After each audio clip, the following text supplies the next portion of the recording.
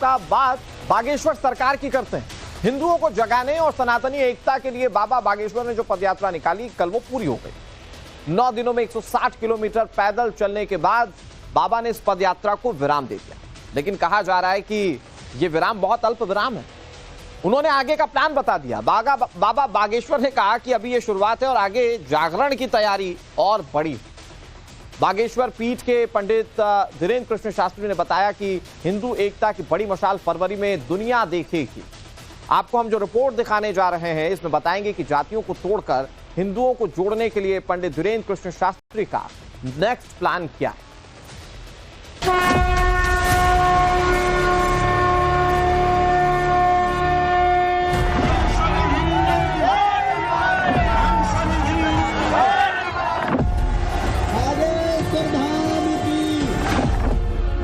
देश में सनातन के अंदर ये जो छुआछूत भेदभाव ऊंच नीच भरी हुई है, ये मिट जाए।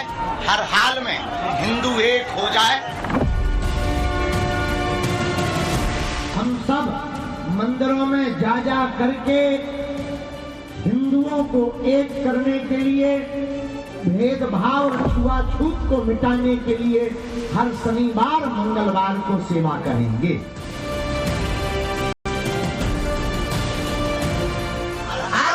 बचना चाहिए, हिंदू एक होना चाहिए और भारत हिंदू राष्ट्र होना चाहिए। जातियों की दीवारों को ध्वस्त कर सनातनी एकता का आह्वान करने निकले बागेश्वर सरकार की उस पद यात्रा का अल्प विराम है ये, जिसका शंखनाद उन्होंने ठीक 9 दिन पहले किया था। सनातनी सूत्रों में हिंदुओं को बांधने निकले बाबा की धर्म यात्रा के पहले चरण का ये वो पड़ाव है जहां अगाध आस्था है, आशा है, उम्मीद है और विश्वास है। लेकिन सवाल है कि बाबा अपनी यात्रा के उद्देश्य में कितना कामयाब हुए। क्या इस यात्रा के बाद हिंदू एकता का उद्देश्य आगे बढ़ा या फिर तमाम यात्राओं की तरह ये भी यूं ही खत्म हुई? लोगों के मन में उठ रहे इन सवालों का जवाब बाबा बागेश्वर सरकार ने संकेतों में कुछ यूं दिया। लोगों के अंदर का हिंदू कहने का जो भय था वो भय कम हुआ है। बोलने के लिए थोड़ा सड़कों पे आए, समझा है, जाना है। अभी जागे नहीं, जागते तो फिर हमें जगाने की क्या जरूरत है। तो अभी जगाना बाकी है। अगर दूसरी पदयात्रा करना है इसका मतलब अभी जगाना बाकी है, इसका मतलब पूर्ण रूप से जागेंगे। पहली यात्रा को विराम देते देते बाबा बागेश्वर ने आगे की योजना को विस्तार से बताया। हम उसके बारे में बताएंगे, मगर उससे पहले जान लीजिए कि सनातनी सिरमौर बने पंडित धीरेन्द्र शास्त्री ने अपनी इस यात्रा से लोगों को कितना प्रभावित किया। हिंदुओं के आह्वान पर, और ये जितने हिंदू, लाखों हिंदू देश विदेश से लोग आ रखे हैं, इसलिए आ रखे हैं कि सनातन की आवाज उठाइए।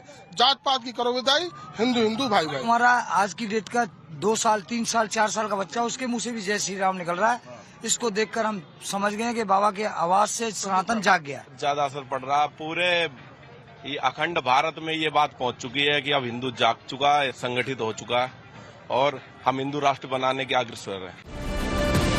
भक्त जो कह रहे हैं बाबा उसे आगे अखंड राष्ट्र स्तर तक विस्तार देने वाले हैं। धर्म के प्रचार प्रसार के लिए शुरू हुई मौजूदा यात्रा को खत्म करने की घोषणा करने से पहले बागेश्वर धाम के पीठाधीश्वर ने अपने उद्देश्य को पूरा करने के लिए आगे की योजनाओं के बारे में विस्तार से बताया। अगली पदयात्रा कब होगी? 2025 में निश्चित तय है। तब तक छोटी छोटी यात्राएं चलती रहेंगी, छोटे छोटे उपाय चलते रहेंगे सामाजिक समरसता के लिए। और फरवरी को 26 फरवरी को हम 251 बेटियों के विवाह में 108 आदिवासी बेटियों का विवाह करवा रहे हैं। और इस बुंदेलखंड से हमेशा एक खबर आप दिखाते हो कि दलितों को घोड़ों पर नहीं बैठने दिया, तो इस बार 251 दूल्हों को हम घोड़ों पर बैठाएंगे। दलित कोई है ही नहीं इस देश में, सब हिंदू हैं। हनुमान जी के अनन्य भक्त और धर्म ध्वज वाहक बाबा बागेश्वर ने अपनी प्रतिज्ञा पूरा करने का पूरा खाका खींच रखा है।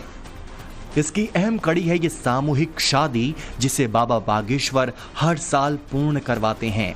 जातियों को खारिज कर सनातनी शब्दों का इस्तेमाल करने वाले बाबा गैर हिंदुओं के पुरखों को हवाला दे रहे हैं, साथ ही पड़ोसी देशों के हिंदुओं की भी फिक्र कर रहे हैं।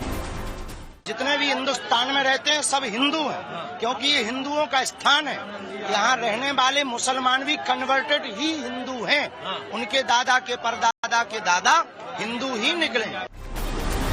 हिंदुओं के वैश्विक एकता की बात करने वाले बाबा बागेश्वर ने अपनी यात्रा की शुरुआत अपने धाम से की थी। इस दौरान उनके समर्थन में बेहिसाब लोग आए। सड़कों पर उनके पीछे पीछे हिंदुओं की भीड़ चलने लगी। इस दौरान कुछ विघ्न हुए, कुछ बाधाएं आईं। बाबा के पैर में छाले पड़ गए। किसी ने फूल के साथ मोबाइल उछाल दिया बाबा पर,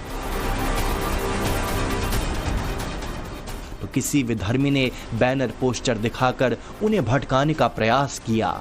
मगर बाबा बागेश्वर न तो डिगे, न थके, न विचलित हुए।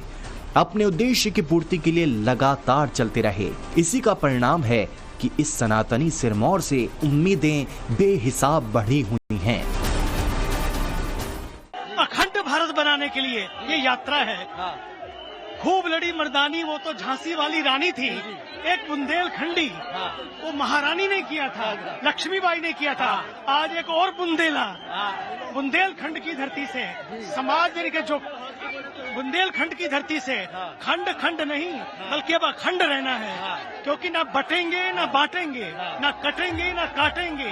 एक थे और एक रहेंगे तो सेफ रहेंगे। इस बात को देने के लिए आज हमारे बागेश्वर सरकार ने ये अभियान लिया है और ये आगे बढ़ेगा। 21 नवंबर को बागेश्वर धाम से अपने कुछ भक्तों के साथ निकले थे बाबा बागेश्वर। यात्रा का नाम रखा गया सनातन हिंदू एकता पद यात्रा। बागेश्वर धाम से लेकर ओरछा धाम तक पद यात्रा का रूट तय हुआ। 9 दिनों में 160 किलोमीटर तक सनातन हिंदू एकता पद यात्रा हुई। यात्रा में बाबा बागेश्वर रोजाना करीब 20 किलोमीटर पैदल चले। यात्रा के दौरान सभी जाति धर्म के लोगों से बाबा ने सीधा संवाद किया। पद यात्रा में लाखों की तादाद में सनातनी शामिल हुए। जिस तरह बाबा बागेश्वर के पीछे सनातनियों का हुजूम उमड़ पड़ा, उससे लोगों का यकीन बेहिसाब बढ़ा है। यहाँ तक कि नेताओं को भी लगने लगा है कि बाबा की एकता यात्रा अहम कड़ी साबित होगी सनातनी एकजुटता में।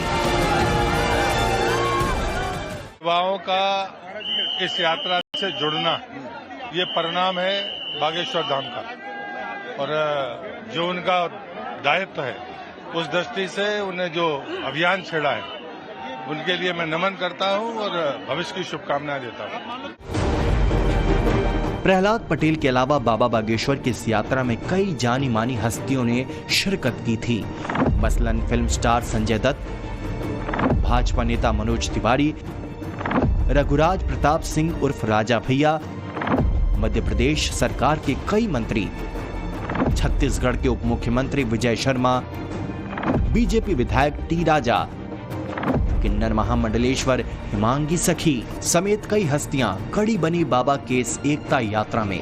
यही वजह है कि आम लोगों को भी लग रहा है कि बाबा जिस यात्रा में निकले थे उसमें वो सफल रहे हैं। जात पात खत्म होगी, बिल्कुल खत्म होगी। अगर जब महाराज जी इतने ये कोशिश कर रहे हैं तो हिंदू तो बिल्कुल जो एक हो ही के निकलेगा, जाके करें एक होके ही निकलेगा हिंदू। लेकिन देखिए इस तरफ भी चलते हैं, यहाँ पर ये तमाम लोग जो हैं वो यहाँ पर बैठे हुए हैं, उनसे भी चर्चा करते हैं, लोगों से बात करते हैं। हाँ भाई, कहाँ से आए हो? कुमर्रा। बाबा की यात्रा से हिंदू एक होते हुए दिख रहा है आपको?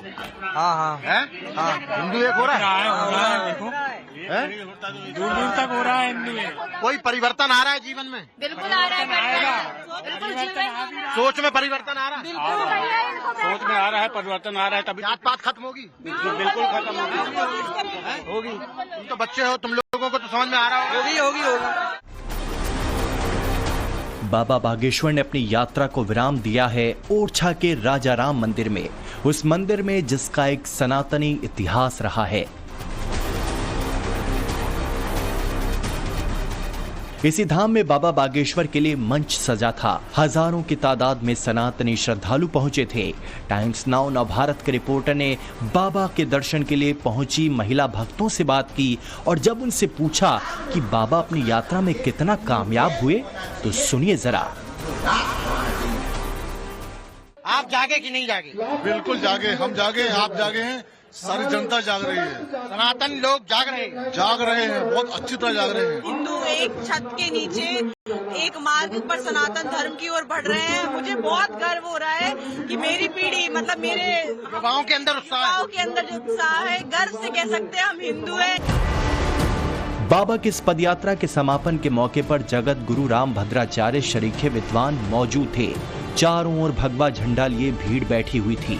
सबने बाबा की बातें सुनी और बाबा आगे का संदेश देकर अपनी प्रतिज्ञा की पूर्णता के लिए आगे बढ़ गए।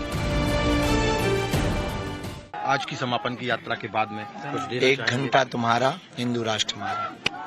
बिल्कुल, तो यहाँ पर बाबा बागेश्वर धीरेन्द्र कृष्ण शास्त्री जी सीधे तौर पर कह रहे थे कि 1 घंटा सभी लोगों का चाहिए और 1 घंटा तुम्हारा, हिंदू राष्ट्र हमारा, इस नारे के साथ में यहाँ पर उनकी आज यात्रा का समापन हो गया है। जनता के मन में इस पदयात्रा के बाद में कितना असर हुआ है, सनातन एकता यात्रा जो ये पदयात्रा निकाली गई थी, उसका कितना असर आने वाले दिनों में देखने को मिलेगा, क्योंकि आने वाले दिनों में फिर से बाबा बागेश्वर पदयात्रा करेंगे।